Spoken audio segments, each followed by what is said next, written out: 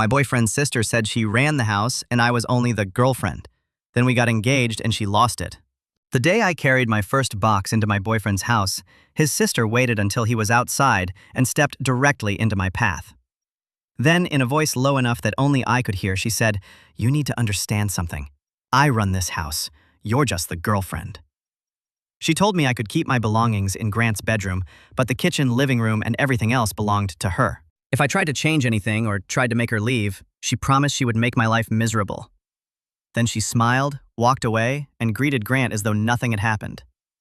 At the time, I was standing there with a box of books in my arms, too stunned to respond.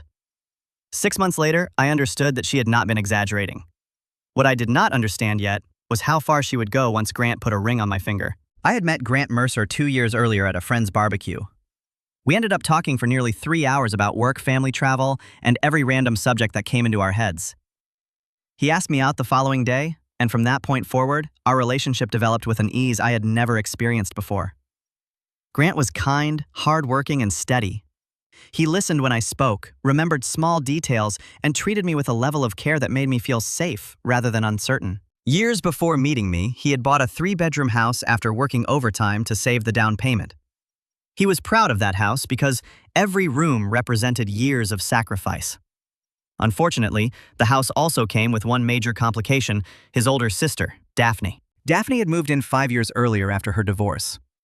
According to Grant, the arrangement was supposed to last only a few months while she recovered emotionally and rebuilt her finances.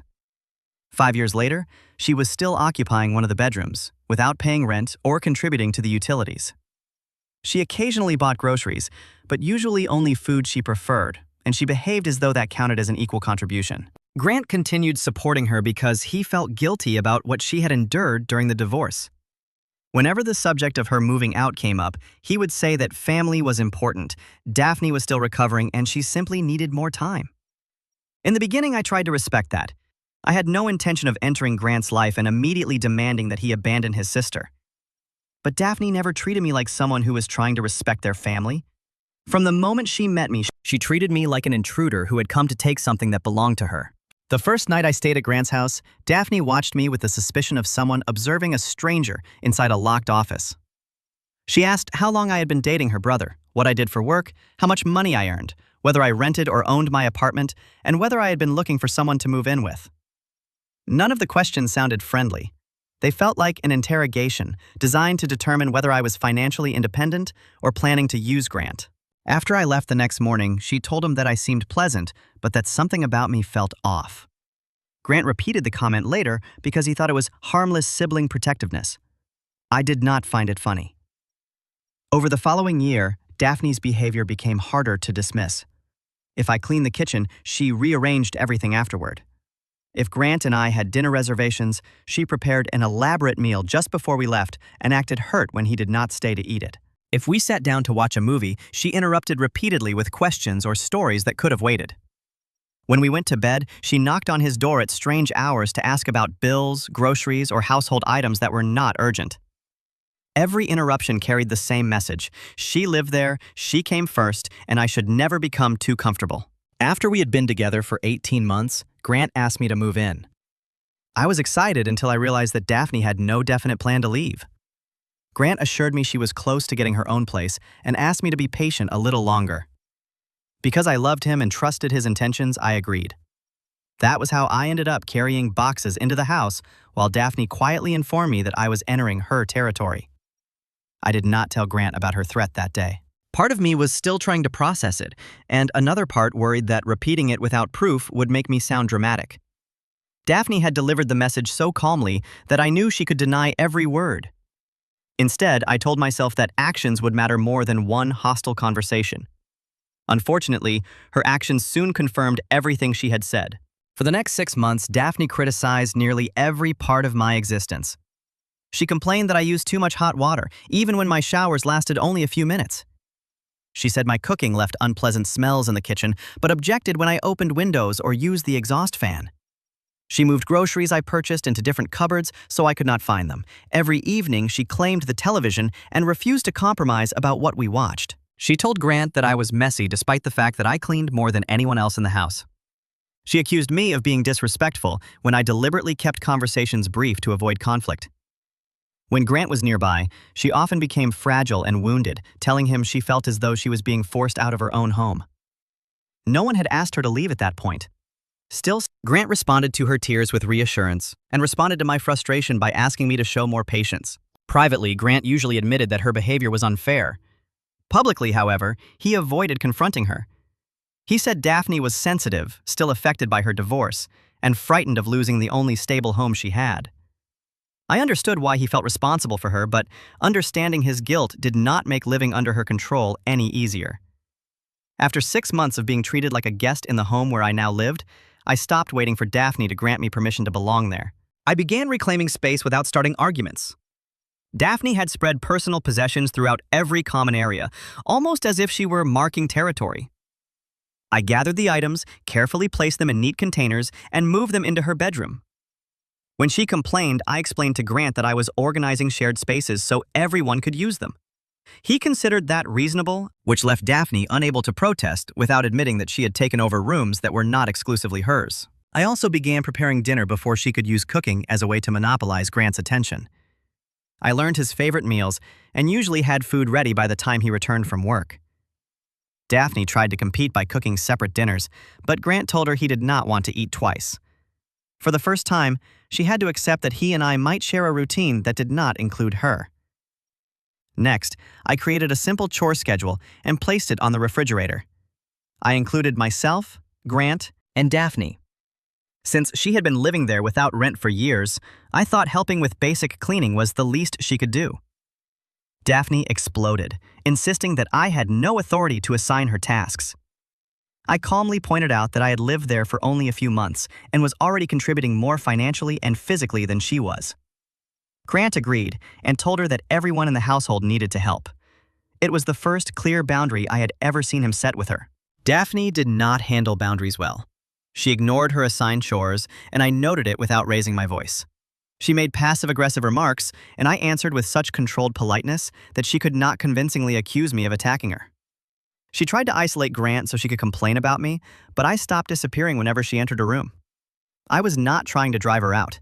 I was simply refusing to shrink myself so she could continue pretending the entire house revolved around her. The arrangement became tense, but for the first time, she could feel her control slipping. That tension reached a breaking point one evening when Grant and I discussed getting engaged.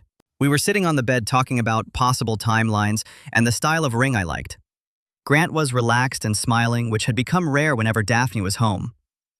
I heard footsteps stop outside the bedroom door.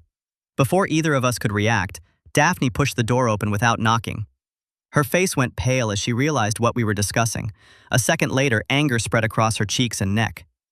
Grant began asking what she needed, but she turned and stormed into the living room. We followed because neither of us trusted her emotional state. She spun around, pointed at me, and announced that marrying me would be the greatest mistake of Grant's life. She accused me of using him for his house and said I had already pushed her out of her own home. Then she claimed I was trying to steal her brother completely. Grant kept saying her name in a soft, careful voice, as though he were trying to calm someone standing on the edge of a ledge. Daphne ignored him and continued shouting that I had ruined their family and manipulated him into turning against her. I remained silent because anything I said would have become additional evidence in the imaginary case she was building against me. Eventually, she exhausted herself and locked herself in her bedroom. Grant looked at me with the helpless expression I had seen many times before. I told him we would discuss it the following day and went to bed. I needed time to think because the scene had revealed something more serious than jealousy. Daphne did not merely dislike me.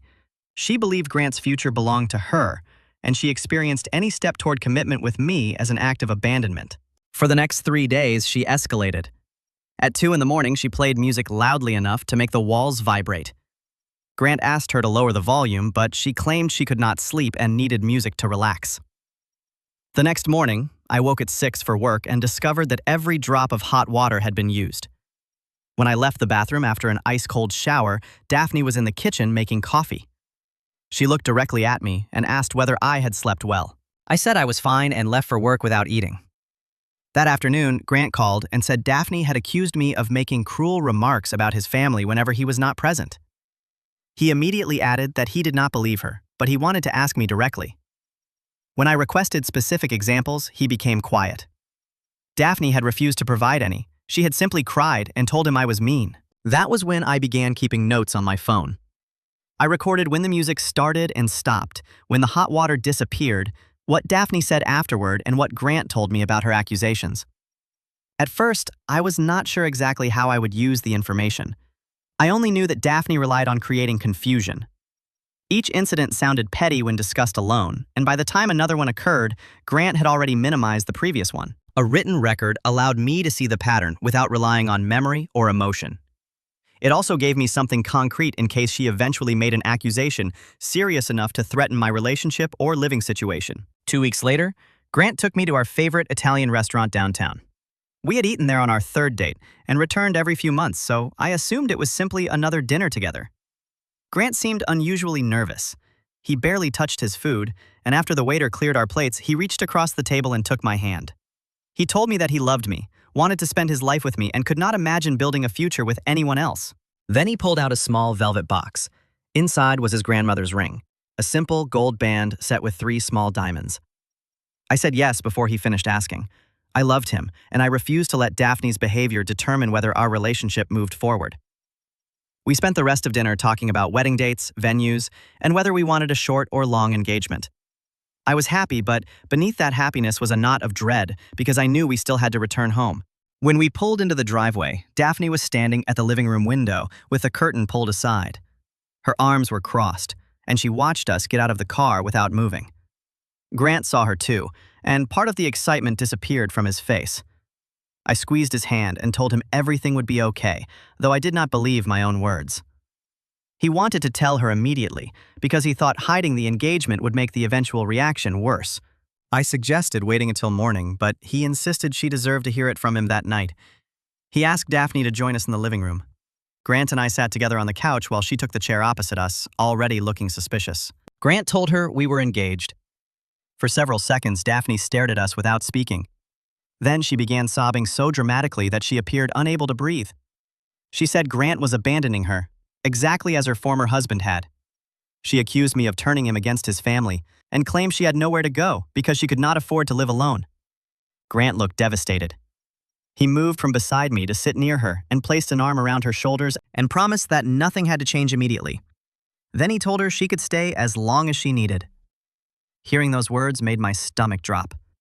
We had just agreed to spend our lives together, yet the first promise Grant made after our engagement was a promise that preserved the situation, destroying our home.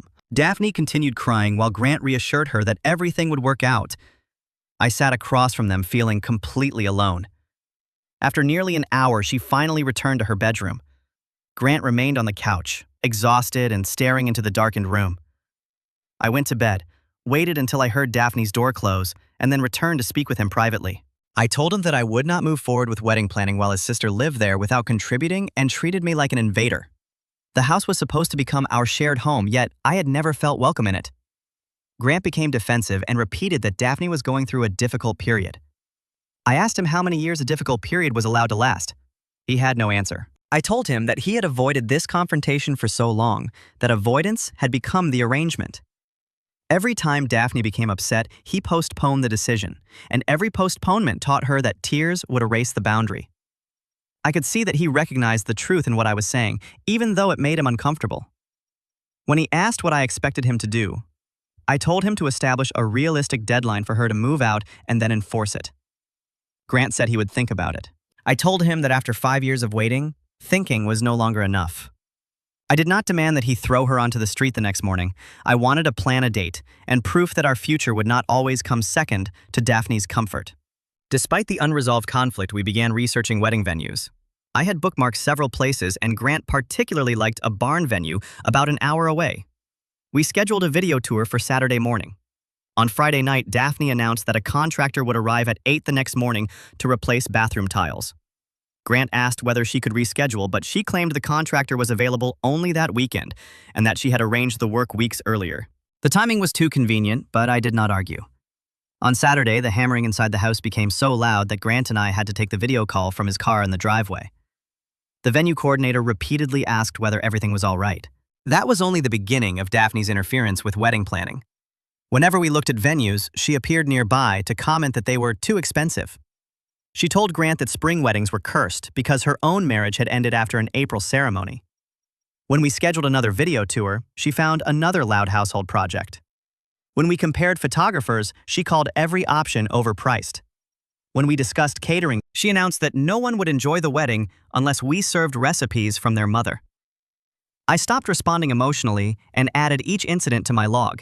I recorded dates, times, what we had been doing, and exactly how Daphne had interrupted. Grant experienced every event as an isolated annoyance. I needed him to see that they formed a deliberate pattern whenever we made progress toward marriage. 3 weeks after our engagement, my close friend Kira came over for coffee while Daphne was out. Kira mentioned that she had seen Daphne at a grocery store 2 days earlier driving a nearly new silver car. That caught my attention because Daphne had repeatedly told Grant she could not afford a vehicle and needed to borrow his for errands. After Kira left, I looked through public social media posts. Several of Daphne's coworkers had tagged her at a downtown office building, and their posts identified the company where she worked. I visited the company's employment page and found an opening for a position matching hers. The posted salary range was far higher than Grant had been led to believe. Even the lower end suggested that she was financially capable of supporting herself, and the upper end exceeded Grant's income. I began reviewing what I already knew about her spending: the expensive clothes, frequent deliveries, restaurant meals, electronics, and now the newer car. None of it proved the exact amount in her bank account, but it made her claims of helplessness impossible to accept at face value. She had no rent paid, no utilities, and had lived almost expense-free for years.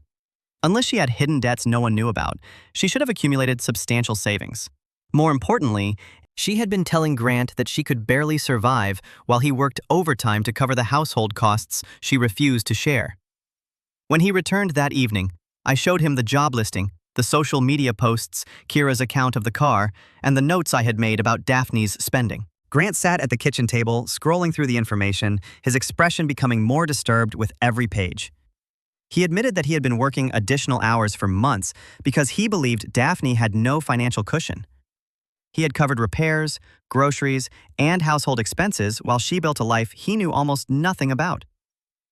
I did not claim to know her exact salary, but the evidence proved that her story was incomplete at best. Grant looked physically sick. For the first time, he began considering that Daphne's dependence might not be an unfortunate condition. It might be a choice that benefited her. That Saturday morning, I woke to voices in the living room and found Grant's parents, Lorraine and Malcolm, standing with Daphne. I was still in my pajamas, and the tight disappointment on their faces made it obvious that they had heard only her version of events. Lorraine began lecturing me about family bonds, compassion, and the pain Daphne had experienced after her divorce. Malcolm said that Grant had responsibilities to his sister that existed before his relationship with me. They spoke for several minutes while Daphne stood nearby with swollen eyes, presenting herself as the injured party. Instead of defending myself verbally, I held up one finger, returned to the bedroom, and retrieved the folder I had prepared. I had printed my notes, screenshots, salary information, and the timeline of Daphne's escalating behavior. I organized everything with tabs so that the pattern could be followed without relying on my interpretation. Back in the living room, I handed them the folder and remained quiet while they read. The log included the late-night music, the hot water incident, the false accusations, the interruptions during wedding planning, and the financial information that contradicted her claims. Lorraine's expression changed gradually. Malcolm stopped looking at me and began studying Daphne instead. When they finished, Lorraine asked her daughter whether the information was true. Daphne immediately cried and accused me of twisting harmless events to make her appear cruel. Malcolm did not argue about the emotional incidents. He asked about the job and the car.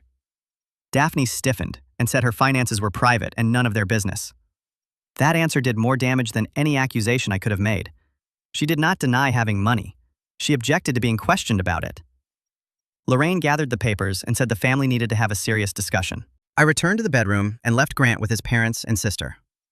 I had said everything that needed to be said through the evidence. That night, Grant's closest friend Felix came over for what Grant described as a quiet evening between friends. I went to Kira's apartment so they could speak privately. When I returned around 11, both men were still sitting at the kitchen table with several empty bottles between them. Felix stood as though he intended to leave, but Grant asked him to stay. After an uncomfortable silence, Felix told Grant something their entire friend group had recognized for years, but had been afraid to confront. Daphne had sabotaged Grant's previous 2 serious relationships, using almost the same pattern she was using against me. According to Felix, whenever one of Grant's relationships became serious, Daphne created emergencies, manufactured conflicts, and forced him into situations where supporting a girlfriend appeared equivalent to betraying his family. She interrupted plans, complained that she was being excluded, and portrayed herself as vulnerable until the constant pressure exhausted the women involved. Both previous girlfriends eventually gave up. Felix said he had hoped Grant would recognize the pattern this time, but Daphne had become more skilled at disguising control as emotional need. Their friends had remained silent because they did not want to interfere in a family problem. Watching it happen to a third relationship had finally made that silence feel irresponsible. Grant barely moved while Felix spoke. When his friend finished, Grant thanked him for telling the truth. After Felix left, Grant and I sat at the kitchen table without speaking for a long time. The next morning, I spread the entire record in front of him, my incident log, the financial information, the screenshots, and my notes from Felix's account. I did not tell him what conclusion to reach. I walked him through the sequence and showed how every major step in our relationship had been followed by a new crisis from Daphne. Moving in had triggered territorial behavior. Discussing engagement had triggered a screaming confrontation. Becoming engaged had triggered accusations of abandonment. Wedding planning had triggered deliberate disruptions. The pattern was too consistent to explain as random sensitivity. Grant's hands trembled as he lifted different pages and read them again. At first, he looked guilty and confused. Gradually, that expression changed into anger. Not the temporary frustration I had seen after arguments, but a deeper anger directed at years of deception and manipulation. He said Daphne had been capable of living independently for a long time, and had chosen not to because remaining in his house gave her financial comfort and control over his life. He admitted that his constant rescuing had not helped her recover. It had allowed her to avoid recovery altogether. Then he said he was ready to set a firm deadline and enforce it. That evening, Grant asked Daphne to join us in the living room. I stood beside him because we agreed she needed to see that we were united. She entered with an irritated expression, sat down, and crossed her arms as though we were interrupting something more important. Grant took a breath and told her she had 60 days to find an apartment and move out. He offered to pay her first month's rent and security deposit, even though the financial evidence suggested she could manage those expenses herself. He wanted to remove every reasonable excuse while making it clear that the current arrangement was ending. Daphne's face shifted from annoyance to disbelief and then to fury. She stood and demanded to know whether I had poisoned him against his own family. Grant said the decision was his. She immediately changed tactics and began crying, repeating that her brother was abandoning her, just as her former husband had. She claimed she had nowhere to go and could not afford to live alone. Grant reminded her of her full-time job, the car, and the money she had likely saved while living rent-free. Her tears stopped almost instantly. Her expression became cold. She accused him of choosing a woman he barely knew over the sister who had loved him his entire life. She warned him that I would eventually leave, and that he would regret pushing away the only person who would always remain. Grant's hands were shaking, but he repeated that the deadline was 60 days and the decision was final. Daphne looked at me with open hatred and said, "This isn't over." Then she slammed her bedroom door hard enough to shake the pictures on the wall. Grant collapsed onto the couch and covered his face. When he looked up, his eyes were wet, and he asked whether he was doing the right thing. I told him that a boundary could be painful and still be right. Daphne was not being abandoned. She had a job, transportation savings, supportive parents, and 2 months to arrange housing. Grant was not destroying her life. He was ending an arrangement that had prevented all 3 of us from moving forward. For several weeks, Daphne appeared to accept the deadline. She searched apartment listings and attended a few viewings. Grant began relaxing, hopeful that she had finally understood the situation. I remained cautious because her sudden cooperation did not match the pattern I had documented. With exactly 1 week remaining, she developed severe stomach pain. One morning, she emerged from her room bent over and groaning. Grant immediately offered to take her to the emergency room. While she covered her face, I noticed her watching his reaction through the gaps between her fingers. They spent 4 hours at the hospital. Doctors conducted tests, but found no clear medical cause for the pain. She returned with medication and a referral to a specialist. I did not pretend that a negative test proved she felt nothing. Unexplained pain can be real. What concerned me was what happened next. Daphne announced that she could not continue apartment hunting during a health crisis and said the moving deadline needed to be postponed indefinitely. That night after she went to bed, Grant suggested giving her additional time.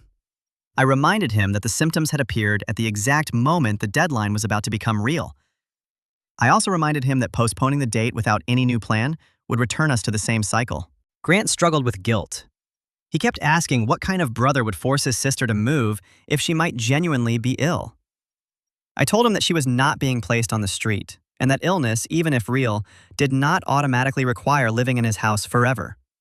She could still sign a lease, hire movers, ask her parents for assistance, or use the moving support he had already offered.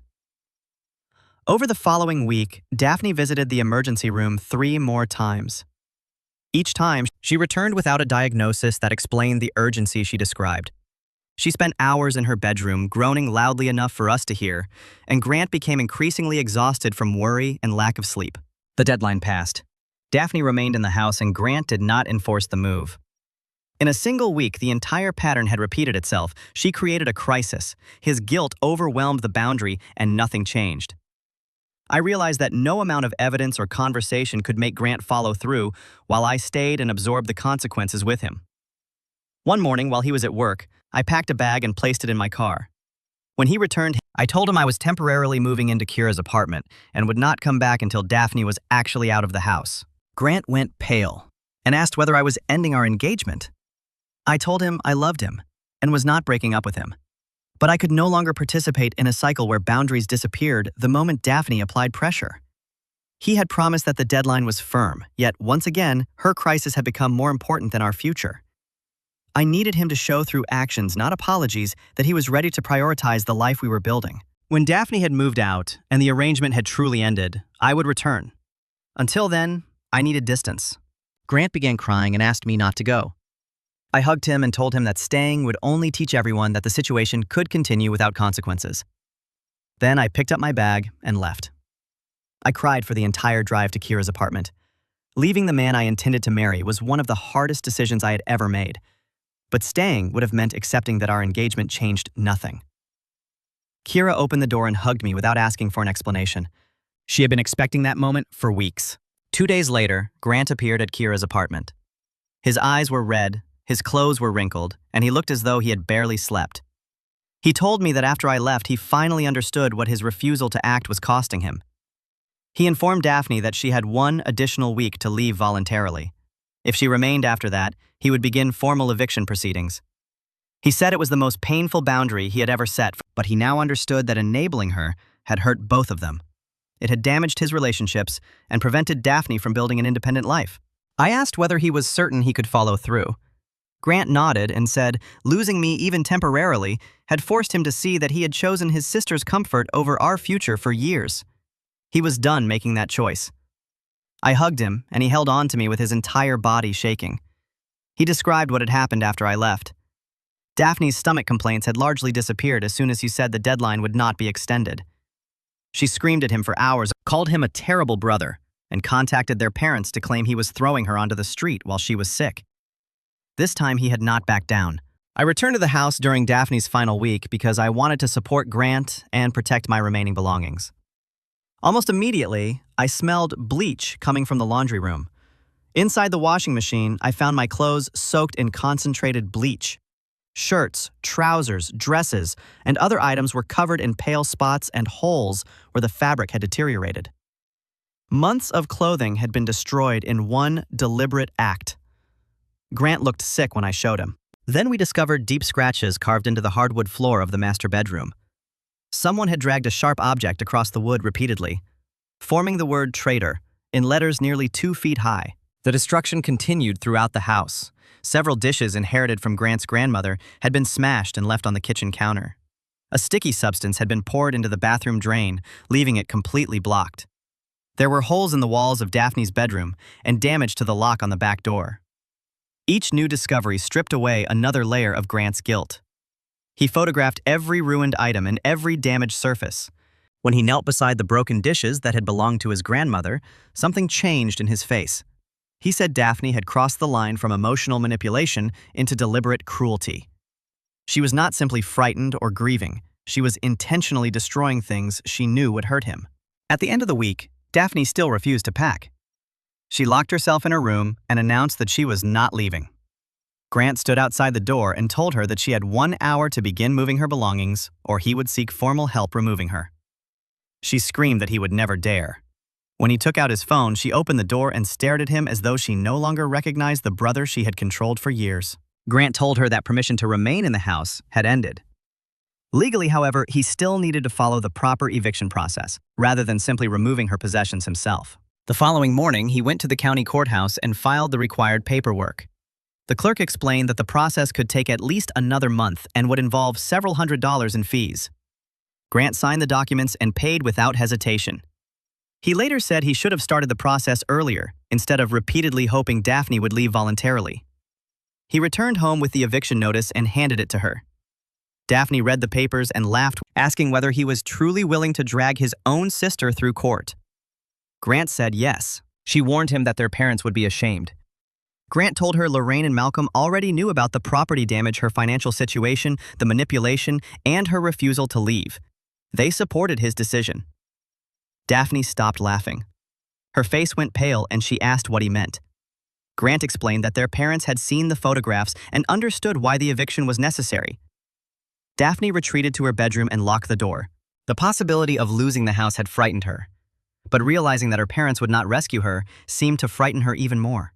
Over the next several days, Daphne contacted friends, relatives, and anyone else who might support her version of the story. She told people that Grant was evicting her while she was seriously ill. She claimed I had stolen her brother and isolated him from his family. On social media, she posted vague statements about betrayal, loyalty, and the pain of discovering that blood meant nothing. She omitted the job, the savings, the expensive car, the 5 rent-free years, the destroyed clothing, and the damage to Grant's house. Some people believed her and sent Grant angry messages. Others asked for his side, saw the photographs and documentation, and stopped defending her. One afternoon, Lorraine called me and asked whether we could meet for lunch without Grant or Daphne. I expected blame, but she surprised me by apologizing. She said she and Malcolm had supported Daphne financially and emotionally after the divorce because they believed they were helping her heal. In reality, their constant rescue had allowed her to avoid rebuilding her own life. They had also ignored the damage she caused in Grant's relationships because confronting her would have created conflict. Watching Grant finally establish a boundary forced them to acknowledge their own role in the pattern. Lorraine told me she had seen the photographs of the damaged house and understood why formal eviction had become necessary. She and Malcolm were willing to help Daphne with legitimate moving expenses, but they would not pressure Grant to let her stay. She apologized for arriving at the house and lecturing me before reviewing the evidence. I told her I appreciated the apology and was relieved that Grant no longer had to fight his entire family. We spoke for more than an hour about guilt, dependence, and how behavior can appear like vulnerability when everyone is afraid to question it. Before we separated, Lorraine hugged me and thanked me for refusing to give up on Grant. A few days later, Malcolm visited Daphne. Grant later told me what happened because Daphne called him screaming immediately after their father left. Malcolm offered to help with moving costs, but said he supported the eviction. He admitted that he and Lorraine had watched Daphne manipulate Grant for years and had mistaken their silence for kindness. Enabling her dependence had prevented her from creating a stable life of her own. Daphne accused him of choosing Grant over her. Malcolm replied that he was choosing what was healthy for both of his children, even if she hated him for it. He loved her, but he would no longer protect her from the natural consequences of her decisions. Daphne ordered him out, but the confrontation clearly affected her. Her usual support system had collapsed. Grant was enforcing the deadline her parents would not reverse it, and the evidence made it difficult to recruit anyone who knew the complete story. A moving truck finally arrived on a Tuesday morning, exactly 93 days after Grant had first told her she needed to leave. 3 months of manipulation, property damage, legal filings, and family conflict had led to that moment. Professional movers carried her possessions out while she supervised without speaking to either of us. Daphne had rented a 1-bedroom apartment across town. Her parents helped with part of the moving cost, and she used savings she had finally admitted existed. Within 3 hours, everything she owned had been loaded. She got into her silver car without saying goodbye, and the moving truck followed her down the street. Grant and I remained in the driveway until both vehicles disappeared. For the first time, the house belonged to the person who owned it, and the couple trying to build a life there. There was no one watching from the window, interrupting conversations, rearranging our belongings, or waiting for the next opportunity to create conflict. Grant began crying in the driveway. It was not simple sadness or relief. It was grief, guilt, anger, and freedom arriving at the same time. He had reclaimed his home, but he had also lost the version of his relationship with his sister that he had spent years trying to preserve. Doing the right thing did not make it painless. I held him while his entire body shook. When he finally stepped back, he looked at the house as though he were seeing it clearly for the first time. He said it already felt lighter. I told him that was what a home felt like when no one inside it was controlling everyone else. The following 2 weeks were harder for Grant than I expected. He constantly checked his phone to see whether Daphne had contacted him. He suggested driving past her apartment to make sure she was safe. He woke during the night worrying that she might be struggling and need assistance. The guilt came in waves, and some days it nearly convinced him that he had been cruel.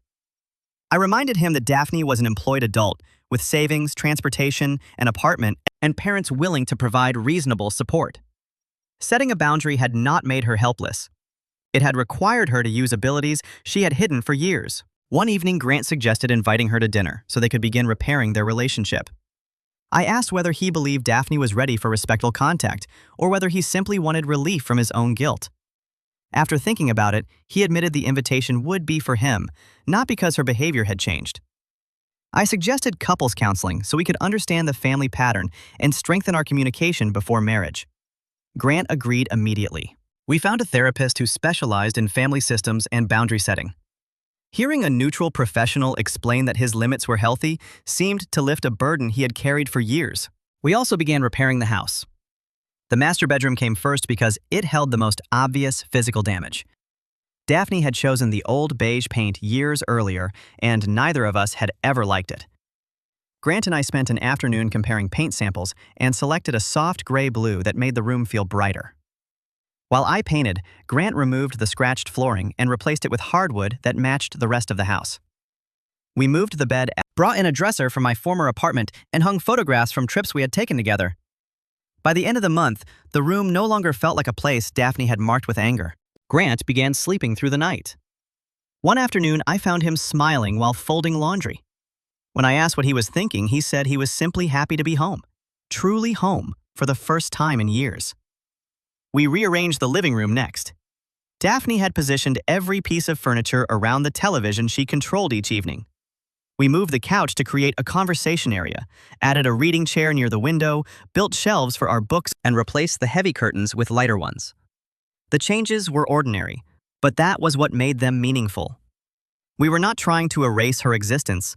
We were finally making decisions without anticipating her reaction. We cooked together without being criticized. We watched movies without interruptions.